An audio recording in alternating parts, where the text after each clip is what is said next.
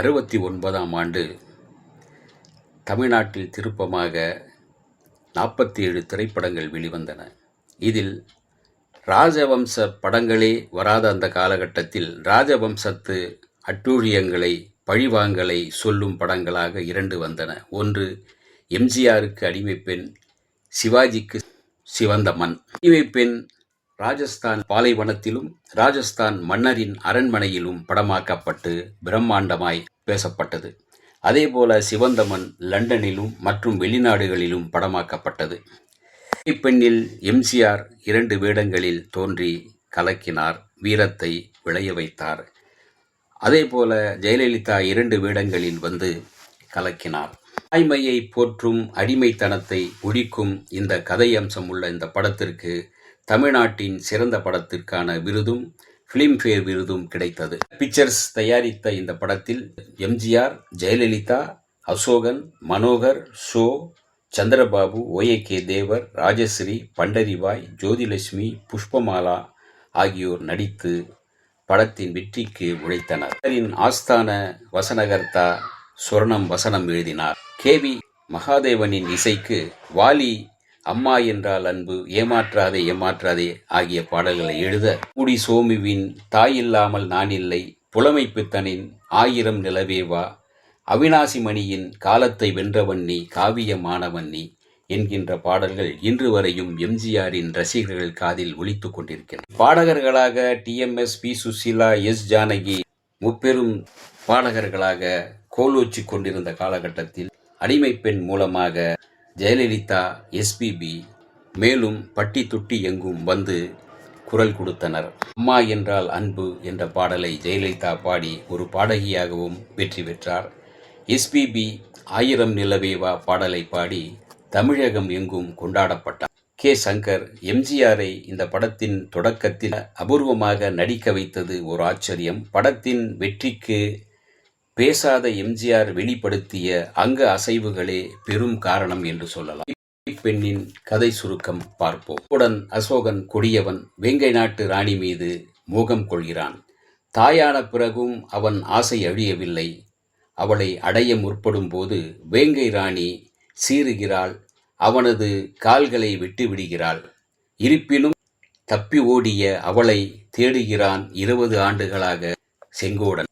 வேங்கை ராணியின் மகனை இருட்டறையில் பேசாமல் கூனனாக 20 ஆண்டுகளாய் வளர்க்கின்றான் செங்கோடன்.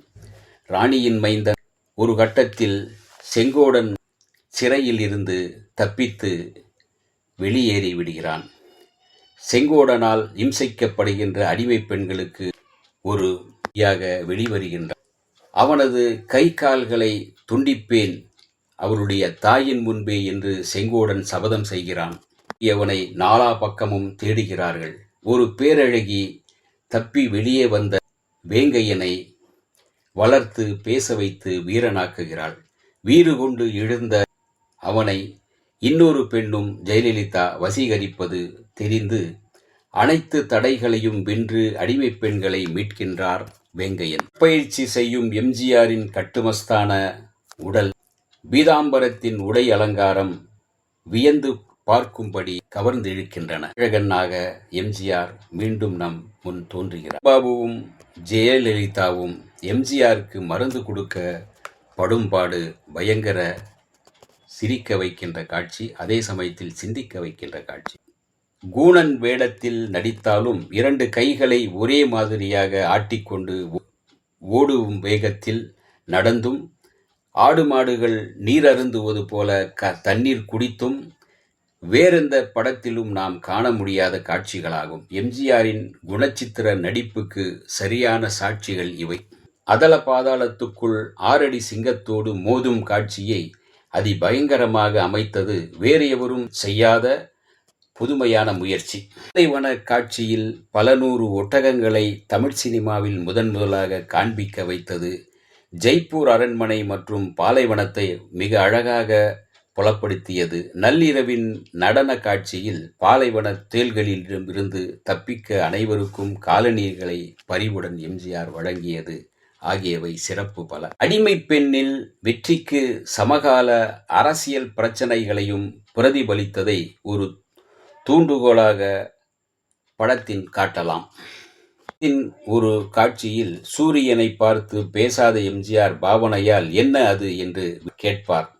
அதுதான் உதயசூரியன், நம்ம தெய்வம், நமக்கு மட்டுமல்ல அது தெய்வம் இல்லை, புல் பூண்டுகள் அனைத்திற்கும் அதுதான் தெய்வம் என்கிறார் ஜெயலலிதா. ஜெயலலிதா திமுகவிற்காக அந்த காலத்தில் குரல் கொடுத்திருப்பார். அமைந்த பாடல் காட்சிகளும் பாடல்களும் அன்றைய அரசியலுக்கு எதிர்வினையாற்றின, அதை பற்றி பேசின.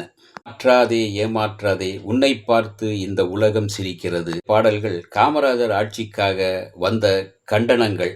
காலத்தை வென்றவன் நீ, காவியம் ஆனவன் நீ, சேவல் கூட தூங்கும் உலகை கூவி எழுப்பும் உன் குரலாலே என்ற வரிகளை திமுக கழகத்தின் பாராட்டுக்குரிய சொற்களாக இந்த படத்தில் புதுப்பிக்கப்பட்டன.